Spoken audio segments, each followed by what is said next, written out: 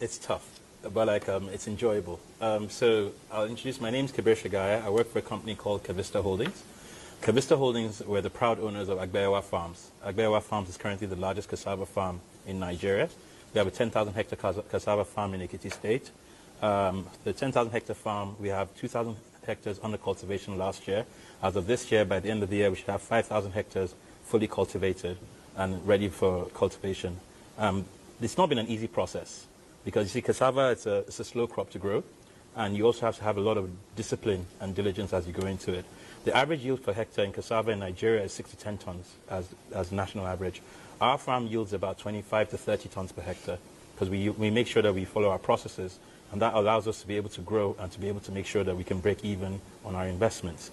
We also are able to do, so we divided our farm into four divisions: cultivation, aggregation, processing, and agro-trading.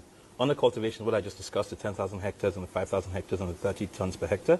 On the aggregation, we have a 100,000 hectare MOU with the Ekiti State government for $150 million, which we invested in the state to ensure that every outgrower of cassava within Ekiti State knows that there's a secured off-taker, because you have to create the market to encourage farmers to go into cassava. So we signed that deal with the Ekiti State government in Dallas at the US-Africa Summit last year. And then under our processing, we're currently in the middle of actually building our own processing plant, because the reason why we went into farming and aggregation in the first place is because we found out the biggest problem with processing of industrialization of cassava in Nigeria is lack of feedstock. So a lot of processing plants you find in Nigeria are moribund because they don't have enough feedstock, either consistency of supply or also the price fluctuation. Cassava has fluctuated between 55,000 and 140,000 naira in the last 4 months. So you can imagine trying to plan your financial model around that kind of numbers. Even your bank loans can go bad on you really quickly.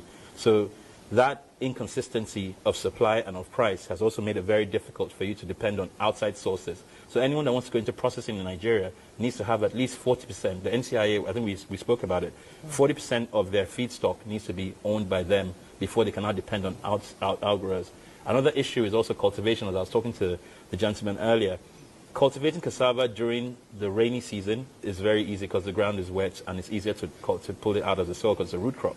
However, during the dry season, it's hard. So cultivation is a lot slower during the dry season as well. So these are also factors that you realize that a lot more processing takes place during the rainy season in Nigeria than the dry season. But we've been rolling through the punches, but we're enjoying the experience.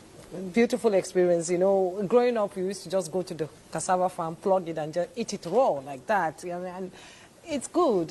I hear that the Honorable Minister of State, Senator Sabi Aliyu, fortunate also. Thank you so much for that report from Abakaliki. Let's bring in Kabir Shagaya into this conversation before we go to the minister. You know, you're director of strategy, and whenever there's export from Nigeria, usually the problem we have is standardization of products, and other countries reject our products. So as a private farmer of cassava, what are you doing to ensure that your crops are standardized for international export?